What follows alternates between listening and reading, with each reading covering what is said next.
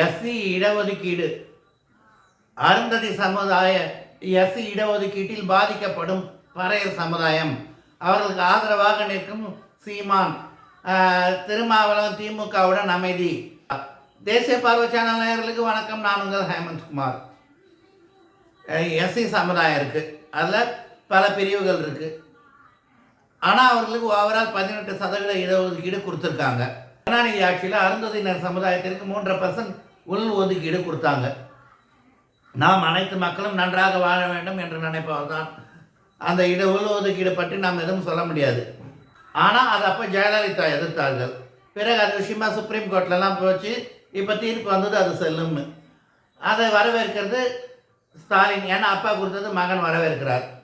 ஆனால் எடப்பாடி வரவேற்கிறார். எதை ஜெயலலிதா எதிர்த்தாரோ அதை எடப்பாடி வரவேற்கிறார். காரணம், நாங்கள் தான் ஆட்சியில் இருந்தோம், அப்போல்லாம் வழக்கு நடக்கும்போது நாங்கள் அதுக்கு ஆதரவாலாம் பல விஷயம் செய்தோம். ஆனால் இப்போ 2 பெரிய சமுதாயத்தினர் அதனால் பாதிக்கப்படுறதான் நினைக்கிறாங்க. நான் சமூக வலைதளங்களில் பல இதில் பார்க்குறேன். ஒன்று வட தமிழகத்தை சார்ந்த பறையர் சமுதாயத்தினர், மற்றொருவர் தேவேந்திர குல வேளாளர் சமுதாயத்தினர். தேவேந்திர குல வேளாளர் சமுதாயத்தினரை பொறுத்தவரை அவர்கள் பட்டியல் வெளியேற்றத்தை தான் விரும்புகிறாங்க. ஆனால் அதுவரை இது அவர்களுக்கு பாதிப்பு வரும்னு நினைக்கிறாங்க. அந்த மாதிரி இருக்கும்போது இந்த பிரச்சனையை ஃபஸ்ட்டு வேலூரில் இருக்க திருவள்ளூர் யூனிவர்சிட்டியில் தான் ஆரம்பிச்சுது. 9 போஸ்டிங்கோ 10 போஸ்டிங்கோ அவங்க கொடுக்கும்போது அதில் 4 அருந்ததி இடஒதுக்கீடு கொடுத்துருக்காங்க. அது விஷயமா சீமான் அறிக்கை விட்டார். ஆனால் நான் வந்து நார்த் தமிழ்நாடு தான், ராணிப்பேட்டை மாவட்டம் தான். என் ஏரியாவில் இருக்க சில பேரை கேட்டால் படித்த பட்டியலின சகோதரர்கள் ரொம்ப ஃபீல் பண்ணி தான் சொன்னாங்க, எங்களுக்கு வர வேண்டிய வாய்ப்புங்க, அதுவும் எங்கள் பகுதி நார்த் தமிழ்நாட்டில் இருக்குங்க, இது கொஞ்சம் பாதிப்பு வருதுதான்னு தான் சொன்னாங்க. ஆனால் திருமாவளவன் இதை எடுத்து கேஸ் போட்டால் கூட அரசியல் ரீதியாக அமைதியாக தான் இருக்கார். காரணம், அவர் திமுக கூட கூட்டணியில் இருக்கார்.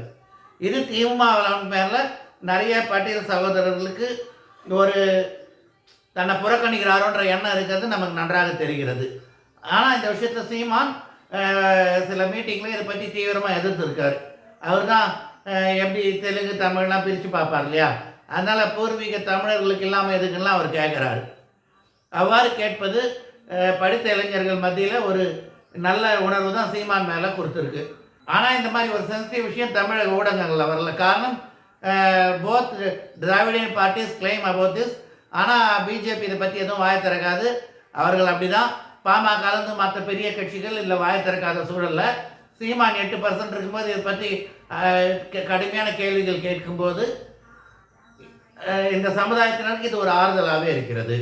நன்றி, வணக்கம்.